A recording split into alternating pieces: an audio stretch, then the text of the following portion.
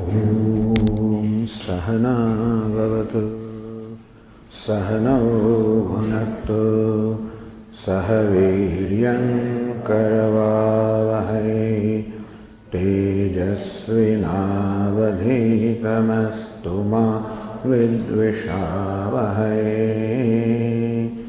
Om Shanti Shanti Shanti. Om Purnamada Purnamidam Purnat Purnamudachyate Purnasya Purnamadaya Purnamevavashishyate.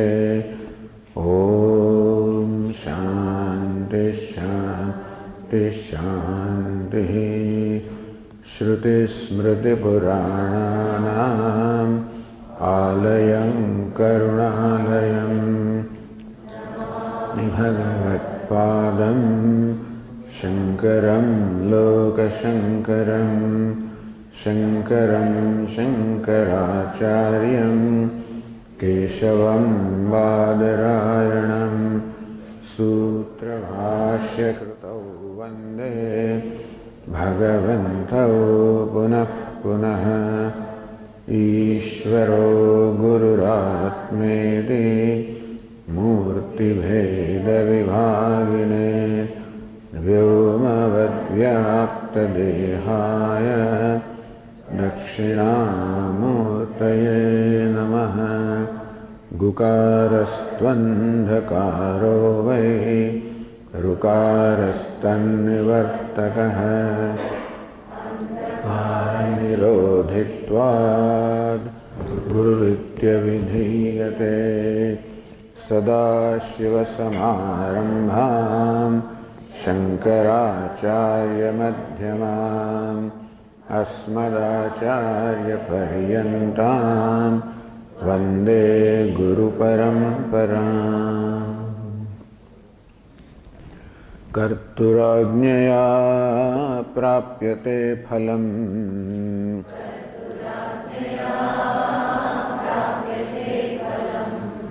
Karma kim param karma tajjadam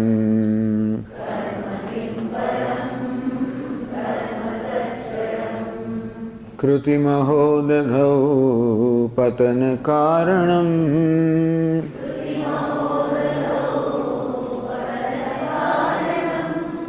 Phalam shashvatam gati nirodhakam.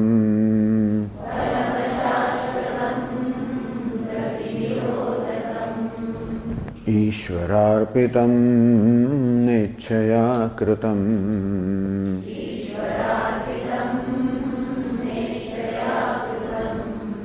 Chitta shodhakam mukti sadhakam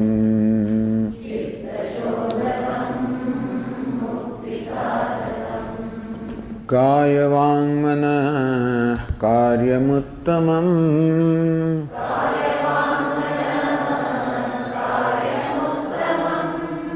Pujanam japas chintanam kramat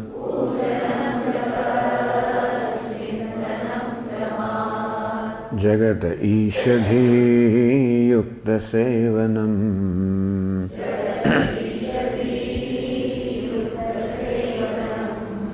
Ashtamurti bhradeva pujanam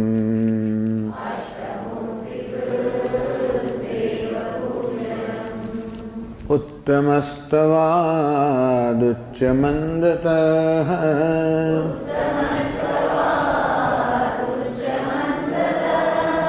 Chittajam japa dhyanamuttamam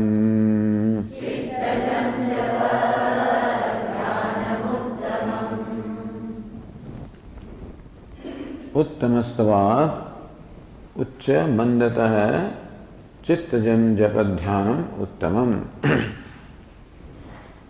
So Ramana Maharsi is giving Upadeśa, telling us as to what is the sequence of our spiritual sadhana and what sequence we should proceed. so that there is no frustration.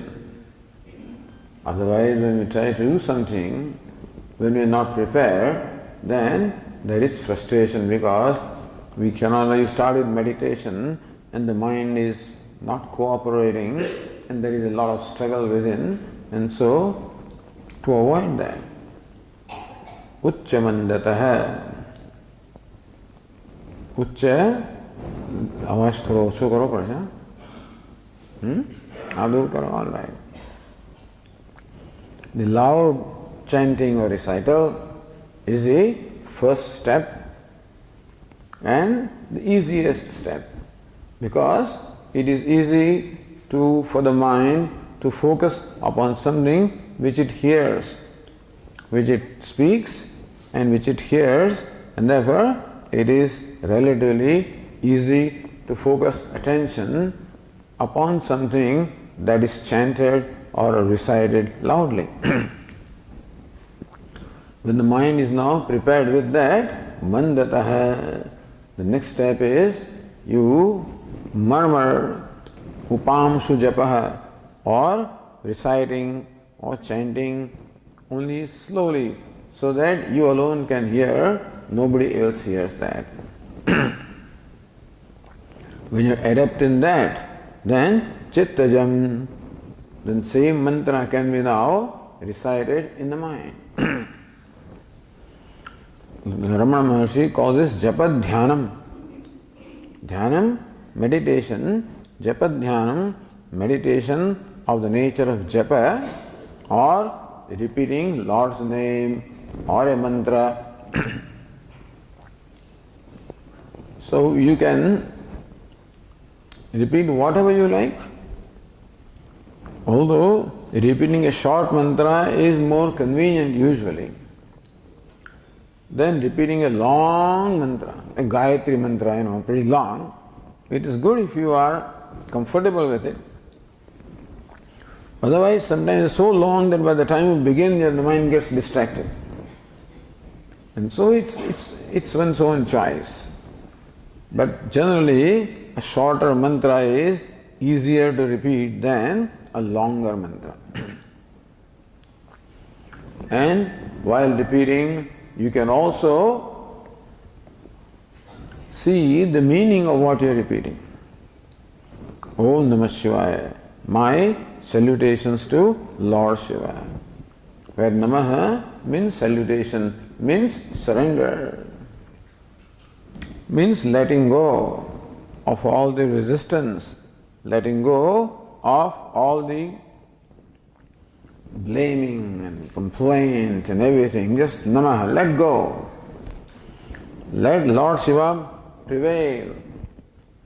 Namaha. May my ahankara not prevail, let the Lord prevail. I am under the shelter of the Lord, feeling quite accepted, comfortable, secure. This is what Namaha means.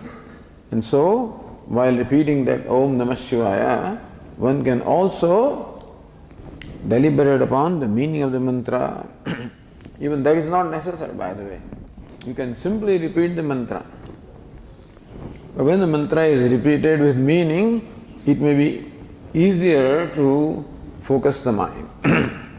Because the meaning also is inspiring. So whatever mantra, whatever name you select, mental repetition is then, if the mind can get absorbed in course of time, then it becomes dhyanam or meditation. So mantra, when repeated for a length of time, for a number of days, Yoga Shastra talks about the three conditions to master something. So, Dirgha Kalam, Nairantaryam, Adaraha. Dirgha Kalam, do that for a long time, meaning a number of days. Nairantaryam, do it constantly. Adarena, with commitment, with devotion. So when these three factors are involved, when devotion or commitment or enthusiasm is involved, where it's done constantly and for a length of time, then the nature of mind being what it is, mind can be molded as we want. Just as a molten metal, when poured in a die, assumes the form of a die, so also the mind will assume the form of whatever it is that we choose as a die. Therefore, Ishvara, Lord, becomes a die through His name, through His form, whatever it is that you wish to meditate upon. You can even meditate upon glories of the Lord. And glories are all described in the scriptures, very much in the Bhagavad Gita. Bhagavad Gita doesn't talk about Ishvara in a given form. It talks about the Lord who is a universal reality. The whole universe being His manifestation. The whole universe being His glory. He being one and non-dual. Mayi Sāram Pravutam Sutre Maniganaiva. Lord Krishna says, this whole universe of names and forms is threaded into me. I am the sutra, I'm the very thread that passes through all of them, that informs them, that sustains them. The universe is like a cloth, and the warp and the woof, I am the very, very thread that makes up that cloth. Or universe can be an embroidery, having variety of designs, variety of colors, and I am the thread that makes that embroidery. Thus, in many ways, one can meditate upon the Lord. Depends on the choice. But Chittajam Japa Dhyanam, here we are talking about japa, means repeating a name or repeating a mantra. Although, as I said, you can repeat Rudram, that also can be Rudra Japa. You can repeat Vishnu Sahasranama, that or whatever it is that you like. But it's easier for the mind to get absorbed when the mantra is short. Japa Dhyanam, it is the meditation of the nature of japa, of the nature of repeating a name. Yesterday we also said how japa or repeating the same name or the same mantra helps the mind focus its attention. Because it is the nature of mind to jump from one object to the other when there is no particular occupation given to the mind. Therefore, you take the initiative and you plant a thought in the mind and then repeat the same thought without giving the mind an opportunity to think of something else. And still the mind will think, and then again you bring it back. So we'll talk about that when we go to the next mantra or next verse. So talking about the dhyanam, the next shloka or next verse is Suchittajam. Kayavang manaha karyamuttam pujanam japaha chintanam. So in the verse 5, Jagat Ishadhi, Ramana Maharsi talked about pujanam. Sixth verse that we just discussed talks about the japa. And then finally talks about the chintanam, pujanam, japaha, chintanam, the mental worship or the meditation upon the Lord. So let us read the 7th verse. Ajyadharaya srotasa samam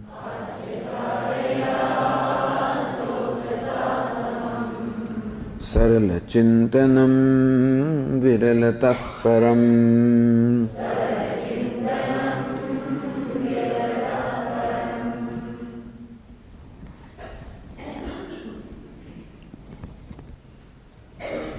So Chittajam Japa really should have a place in meditation. Although it is included in japa or in the oral worship, Uttamastava, that's all at the level of speech. But japa dhyanam cannot be said at the level of speech. It was included in the worship at the level of speech. That japa dhyanam should really be included or should be part of the chintanam, the mental worship. You said yesterday, this is a topic of worship of the Lord. It is worship that is performed at three levels: at the level of the limbs, at the level of speech, at the level of mind. So worshipping the Lord, not just any activity, not just any kind of meditation or any kind of focusing attention, it is worshipping Lord, understand that. So meditation that Vedanta prefers is a meditation that is of the nature of worshipping the Lord. And here Ramana Maharsi describes an ideal meditation. Ajya dharaya samam. Ajya means ghee, clarified butter. Ajya dhara, like an unbroken flow of ghee, unbroken flow of the clarified butter. Srotasa samam. Srotas means the flow, stream of a river. In water stream, srotas. There is also an unbroken flow. So Ramana Maharshi says that this unbroken flow of the thoughts of the mind is ideal, is the best. What is meditation? Meditation is defined as sajatiya vritti pravaha. Pravaha, a flow. Vritti are the thoughts. Sajatiya, having the same jati, having the same subject matter. Therefore, a flow of thoughts having the same subject matter. What is subject matter? Saguna Brahma Vishayaka Sajatiya Vritti Pravaha. The first level of meditation is worshipping, where there is a duality between the one who worships and the Lord who is worshipped. That is how the prayer, the always worship starts, accepting the duality.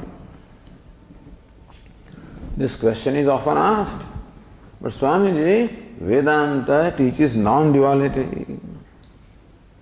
How do you then justify worshipping the Lord where you accept the duality? So we accept the duality which is presently a reality for us. It is true that non-duality is the ultimate reality. But as these things stand right now, I do not see myself as Brahman. I do not see myself as one without a second. Although that's a reality about me, I don't see that. Because of ignorance. Because of ignorance, there is the identification with the body-mind-sense complex, and that entity is called ahankara, is called jiva or ahankara. That will be talked about later. And therefore, habitually I look upon myself as separate from God. That is the reality as it stands today. And we wish that this should be erased and that we should be ultimately able to see the non-duality. So worship becomes a step towards that.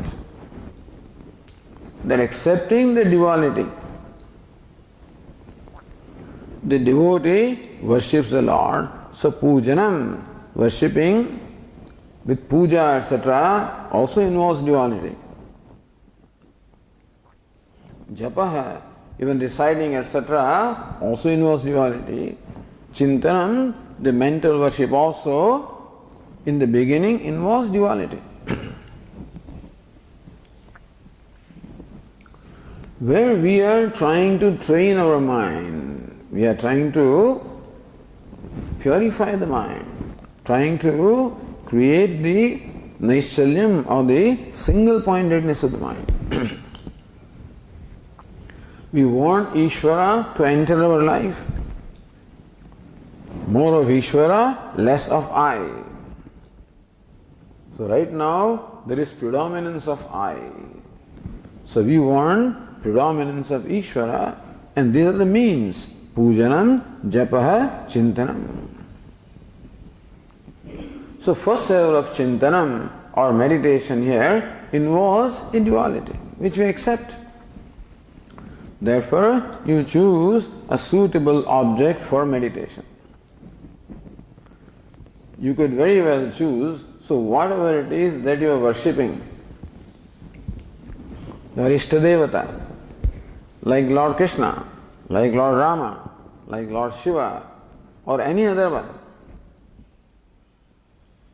But ideally, the object of meditation should be one that is inspiring. Something that you like to think about. Not something that is forced upon me, but something that I love to think about. Therefore, that rasa, that liking, that love is very important for meditation. It is a bond that connects the meditator with what is meditated upon. To indicate that, Ramana Maharsi uses the example of ajyam or ghee or clarified butter, which is viscous. And because of viscosity, there is an unbroken flow, of course. But viscosity is something that also joins two entities. So in the olden days, when we were flying kites, then sometimes there will be a hole in the kite or something like, then you use some viscous like gum. If you don't get gum, what we were doing? Simply take rice, cooked rice, and use that as a paste. Something that joins two entities. And this ajyam or ghee in Sanskrit is also called sneha. Sneha also means affection. Sneha also means love or affection. So in the example of ajyam or ghee or clarified butter, there is a suggestion here of a viscosity, of sneha, of affection, of love, which is the bonding element. Ajyadharaya. The Yoga Shastra gives the example of Tailadhara. Yoga Shastra, while describing the unbroken flow of the mind, gives the example of the flow of oil, which is perhaps easier than the flow of ghee, because ghee can get frozen also. Oil doesn't get frozen under normal conditions. And so it is likely that the flow of oil is unbroken, and so Yoga Shastra uses the example of unbroken flow of oil. But Ramana Maharsi chooses to use this ajya or ghee to imply sneha or affection or love or devotion. So this japa, pujanam, japaha, chintanam or meditation, one common element in all of them is devotion. You do this with devotion. Sometimes the people insist that there is no point in repeating God's name if there is no devotion.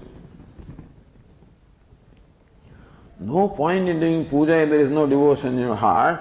We would say no, not necessarily. Do it anyway. Even if there is no devotion, do the puja anyway. Even if there is no devotion, do the japa anyway.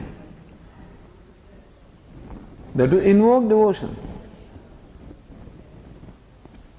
बाहर जाने कही आओ ने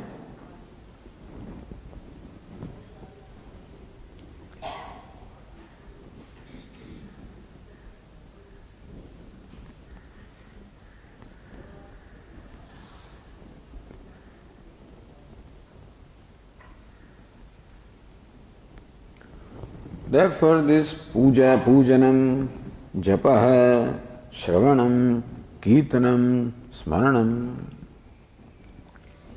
The mind is prepared with shravanam, listening to the glories of the Lord. Kirtanam, singing His glories, singing His name, singing His mantra. Smaranam, remembering. With these practices, pujanam, worshipping. With these practices, the mind is prepared, mind has discovered a devotion for the Lord, in which form I want to meditate upon Him, or in which name I want to meditate upon Him. Otherwise, meditation becomes quite frustrating. If I do not have love or devotion of what I am meditating upon, then that meditation is not interesting at all. The mind always wants pleasure, understand? If it does not get pleasure inside, it will run out. So we have to provide the mind pleasure, and therefore mind should discover a pleasure in worshipping, pleasure in japa, pleasure in meditating. Then alone the mind will stick there, otherwise it will get distracted. So Arjuna asked this question. Chanchalam hi manah, not even ask the question, he makes a statement. Chanchalam hi manah Krishna pramati balavadridham. O Lord, my mind is restless. It is very strong, very obstinate. It shakes me up. And therefore, controlling this mind seems to be as difficult as controlling the air. I personally do not think it was Arjuna's problem, really. Arjuna, as I say, Arjuna is midst of battlefield, and in spite of, we get distracted with one little conversation here, or one mobile ring or something, But can you imagine this situation existing in the battlefield of Kurukshetra, in the midst of battlefield? Two armies, very well equipped armies. There are elephants and there are horses and there are chariots and there are, so many. So you don't expect the elephants to stay quiet or the horses to be quiet, or even those soldiers to be quiet. They're all ready, eager to start a battle. So what an amount of noise and what disturbance must be there around Arjuna and Lord Krishna. So Lord Krishna is Lord, so we expect that he can focus his mind wherever he wants. But Arjuna, how can you hear when all this is going around? How can you listen? But Arjuna is listening intently. It looks as though Arjuna is totally oblivious to what is around. His attention is totally on the teaching of Lord Krishna. It's not an ordinary thing at all. So I personally do not think that this was Arjuna's problem. But Arjuna represents us. And therefore, it's a problem that human beings have. Chanchalam himanah Krishna, the mind is restless, turbulent, strong, obstinate. How should I control that mind? Lord Krishna says, Asamshayam Mahabaho Mano Durnigraham Chalam. Hey Mahabahu, O mighty armed Arjuna. Asamshayam, there is no doubt in what you are saying. That mind is restless and very difficult to control is quite right. However, Abhyasena tu kaunte vairagyena cha grihyate. So Lord Krishna prescribes abhyasa and vairagya, which Yoga Shastra prescribes. Abhyasa vairagya, abhyasa and vairagya. Abhyasa is repeatedly doing something, and vairagya is dispassion, freedom from raga and dvesha. So Lord Krishna says the reason the mind gets distracted is because of raga and dvesha, attachment and aversion. And if the mind is not discovered adequate attachment for what it is meditating upon, the attachment for the worldly objects and pleasures is much stronger than the attachment for the object of meditation,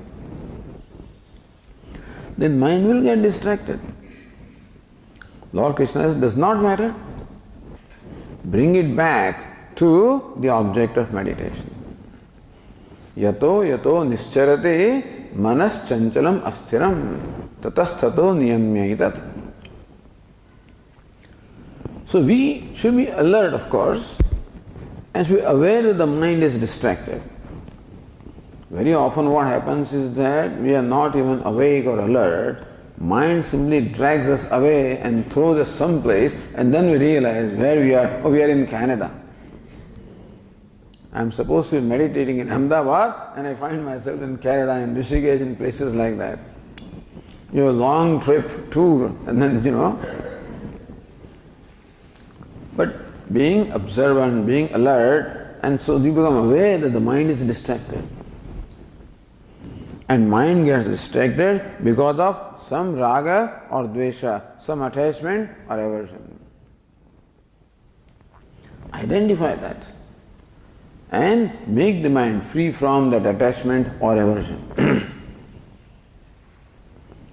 One nice way of doing this is shifting the attention of the mind from the name and form to the content of the name and form. As I said, who is the content of name and form? Name and form is this personality, is the costume. And in every costume there is the Asti, Bhati, Priyam, there is the Lord or Ishvara, Satchit Ananda. Existence, awareness. If you can do that, then doesn't matter what the mind thinks from the name and form, shift the focus to Asti Bhati Priyam.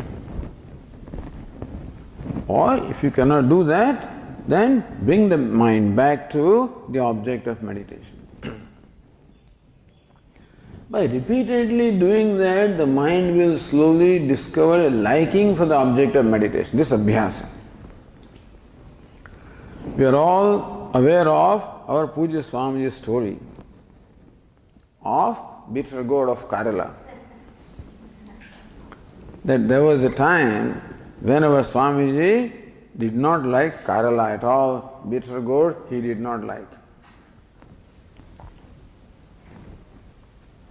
However, Swamiji has a series of talks for 15 days in New Delhi in many years ago.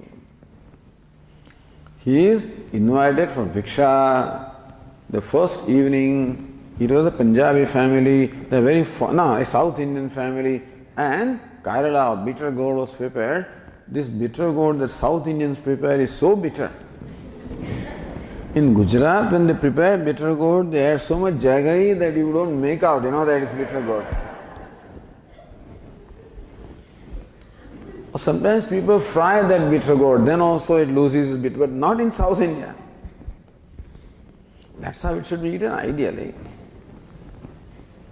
And so bitter gourd was one of the vegetables prepared, and the lady of the house served vegetables.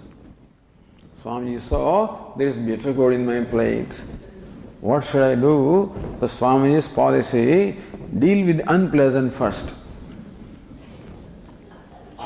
In order to avoid crisis, he says, In the crisis management booklet, he says, deal with the unpleasant first. Well, we have a tendency to postpone the unpleasant and do the pleasant thing first. It is like eating, like some children, they start with dessert. They want to eat the cake or dessert first. No, that is the last. So it's deal with unpleasant first, so let us finish this Kerala. So he finished it. And that lady thought that Swami likes it, and therefore another helping. Now he is a Swami, so he can't say that don't give me, I don't like it. You should not say that. You're not supposed to dislike something. And thus, 3 or 4 helpings of bitter gourd is what Swamiji got that night. And he did not stop there. Next day, Bhiksha in the afternoon, Bhiksha in the evening, and so the host on the next day will check with the host of the previous Bhiksha and ask, what did Swamiji like? What does he like? And this lady says, Swamiji loves bitter gourd. And the bitter gourd is waiting for him wherever he goes for 15 days, morning and evening. Swamiji says, I started liking bitter gourd. That's called abhyasa. Abhyasa means repeatedly doing. Tani sarvani sanyamya yukta asit matparaha vashehi yasya indriyani tasya prajna pratisthita. Lord Krishna says, Tani sarvani sanyamya. Controlling all the sense organs. Yuktaha, when you focus your mind, matparaha. Matparaha means, Lord Krishna says, I am the ultimate goal for him. So in this meditation, of course, there is a clarity as to what it is that I want. What I am meditating upon is the most important to me. That is very clear to the mind. Matparaha. And so, intellectually, the intellect knows that this is the most important thing for me, not that I am doing it as an exercise. Very often, all this pujanam, japa is all done because it is an obligatory duty. Because I have taken a vow to do so many malas and repeat this, and people do so much. If you ask Swami, I do Vishnu Sahasranama, I do Rudram, I do Hanuman Chalisa, I do so millions of things I do, and so many japas I do, and Then you keep on counting what you have done and what remains to be done. Should not be as an obligatory duty also is okay, but it should not be an obligatory duty that I am required to do or I am forced to do or I have to do. Hopefully, it is something that I like to do. That is why pujanam, japaha, chintanam. But Lord Krishna says abhyasa and vairagya. It is some kind of a passion in the form of attachment or aversion that distracts my mind and takes it to some object, discovering a dispassion for that object. Typically, Vedantin teachers say that if there is an attachment for something which is what distracts your mind, then dosha darshanam, seeing the defects, seeing the blemishes that are involved in that apparently an object, mind runs to an object of pleasure because it hopes to find pleasure in thinking about it, making the mind see what all defects or blemishes or pain is involved in experiencing that pleasure. And let the mind see what cost is involved and thus become disenchanted with that. So where there is attachment, we should deliberately make the mind become disenchanted. The opposite of that is aversion, then aversion for something. That is because I am too much disenchanted, Make the mind see the benefits of that, or the good thing about that. This is what is traditionally taught. They always talk of dosha darshanam, but we should also include guna darshanam. When there is raga, dosha darshanam. Dvesha, seeing the virtues. But vairagya. In short, for meditation, vairagya, dispassion, freedom from raga, dvesha is very important. That is why before meditation there is a discussion karma yoga. Bhagavad Gita, the 6th chapter is the chapter on meditation. It's called Dhyana Yoga. The very first verse of the 6th chapter of Bhagavad Gita, the chapter on meditation says, Anashritah karma phalam karyam karma karotiyah. Lord Krishna introduces the chapter on meditation with karma yoga. Well, karma yoga is talked about, but briefly Lord Krishna mentions karma yoga. How you should perform an action without the attachment or agenda for any personal gratification called karma phala. And you should do what is to be done and do it properly. So, karma phala, the karma yoga is the preparation for meditation. Because as we discussed yesterday, karma yoga means performing karma or action with an attitude of offering, of serving, of worship.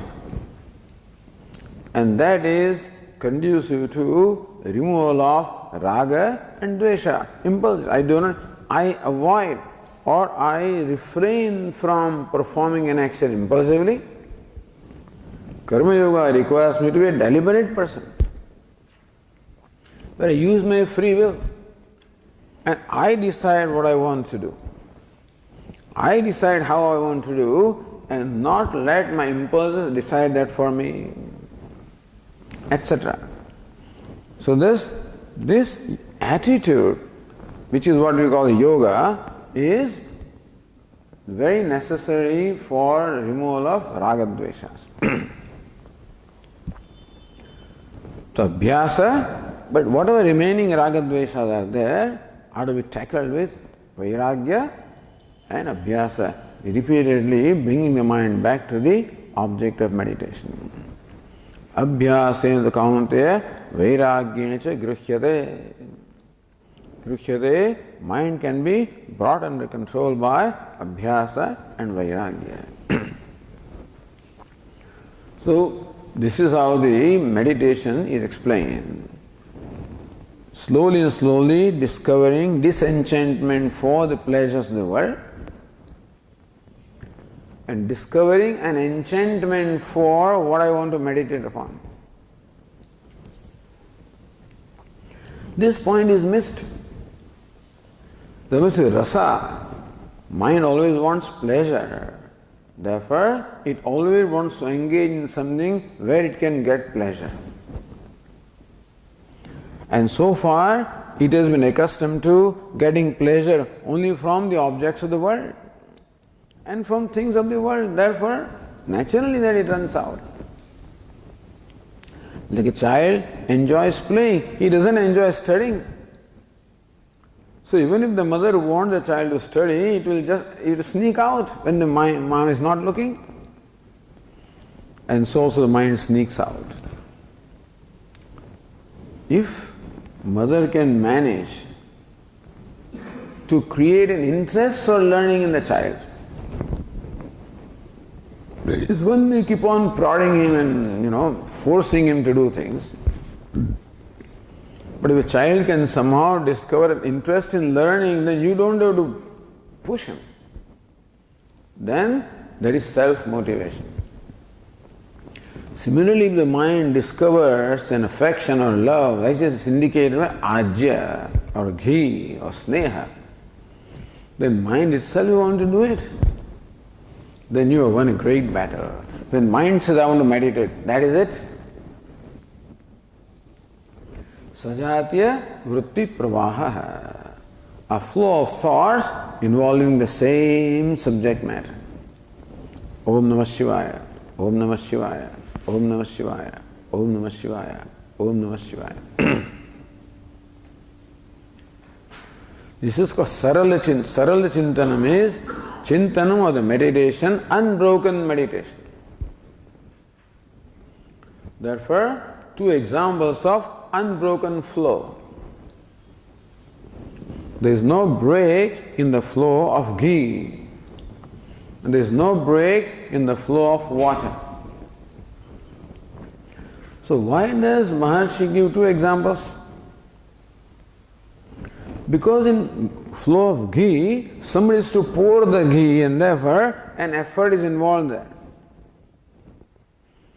Even though that is not part of illustration. An illustration should not be taken in all its aspect, only some aspect is to be taken.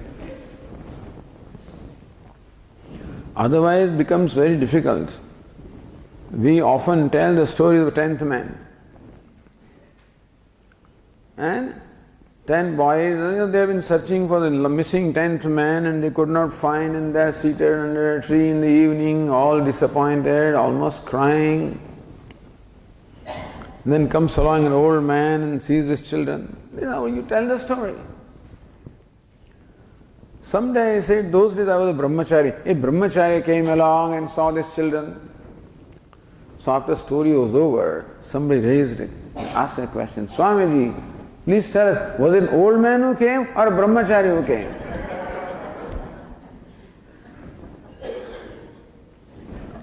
Now, which aspect of this story is to be taken, that is important. Otherwise we get distracted when we stretch something beyond its boundaries. So the questions are very, so very often questions arise because we stretch something beyond its boundaries. So similarly, the flow of ghee is meant to be an unbroken flow. Still somebody can stretch that example and say, look, ghee has to be poured and therefore it does not flow by itself. You have to make an effort. Therefore, the example of river is given. That is an effortless flow. The river flow is not ideal, it fits and starts, And therefore, river flow is effortless but not same, continuous. So the example of ghee, that is the same. You can't even see that it is flowing. The river water, you see it is flowing. When the ghee is being poured or oil is being poured, you cannot even see the movement. So that way it's an ideal example. But at the same time, the example of the flowing water is given to show the continuity, effortlessness. So one example shows effortlessness, other example shows continuity. Our Swamiji takes this example of river and says, look, in river there is also a commitment.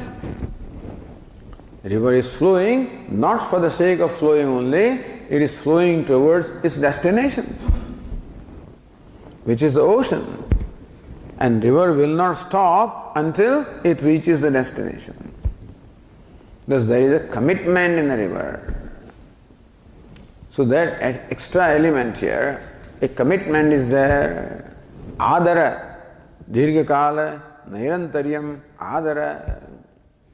Doing it for a long time, doing it continuously, and doing it with commitment, devotion, enthusiasm. So sarala chintanam param.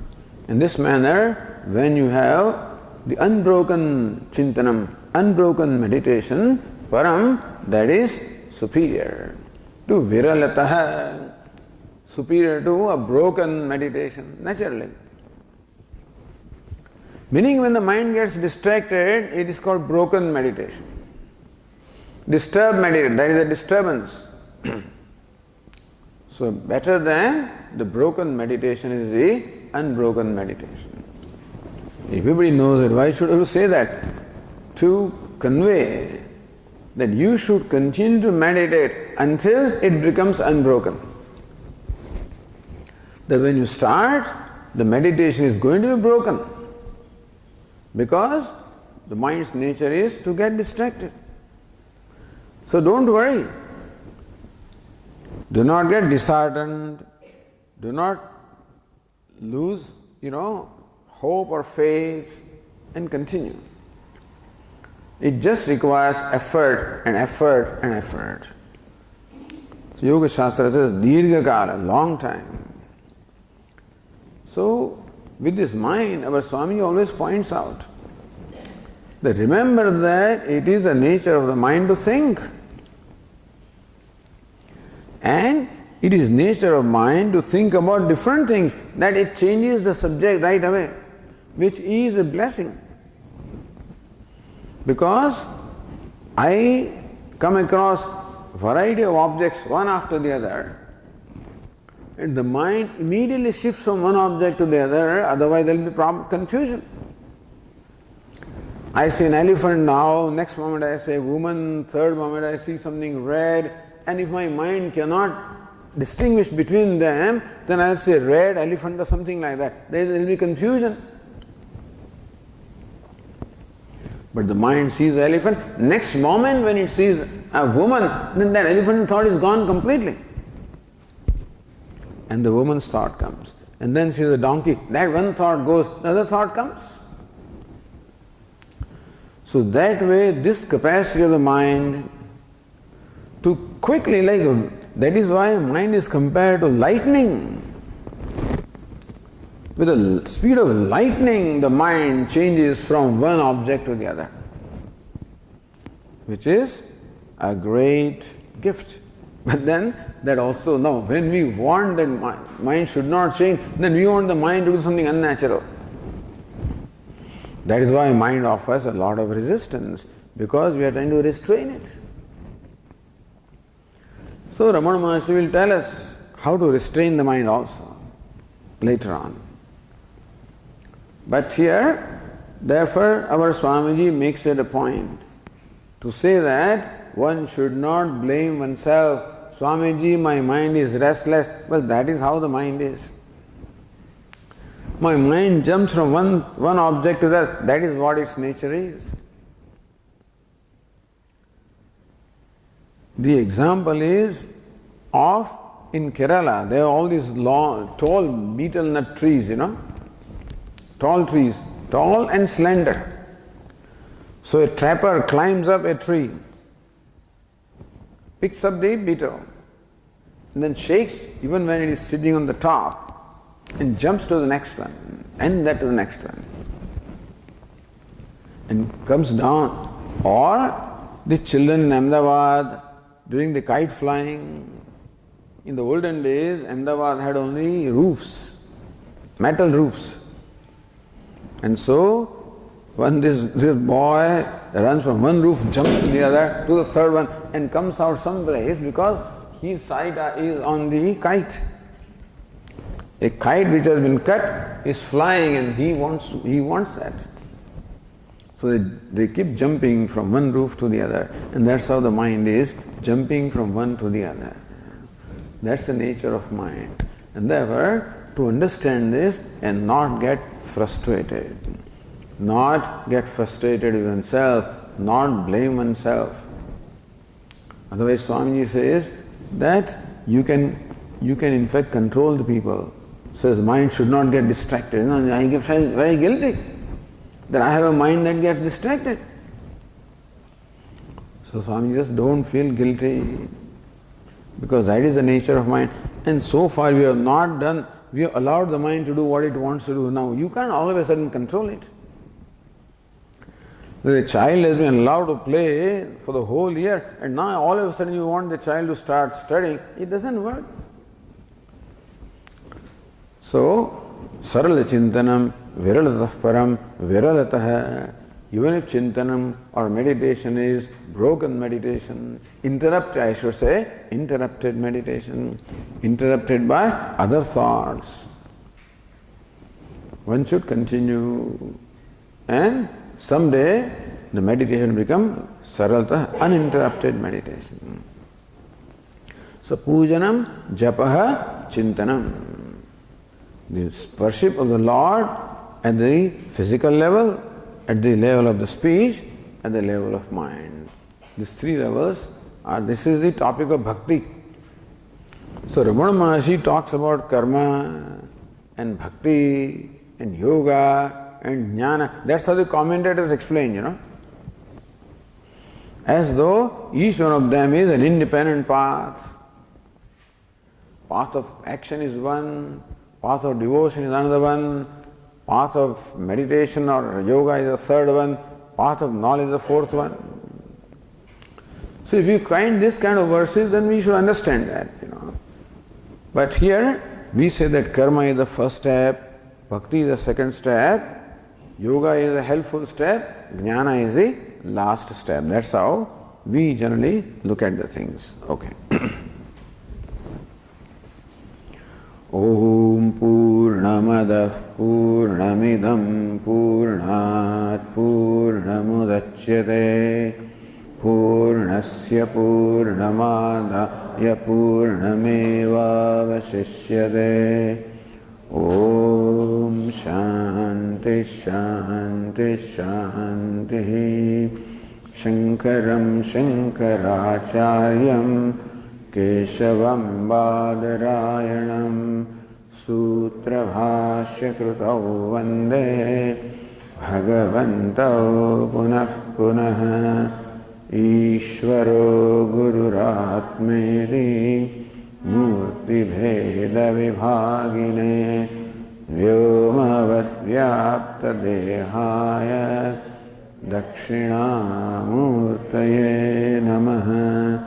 Om Shanti Shanti Shanti. Hari Om. Shri Gurubhyo Namaha. Hari Om.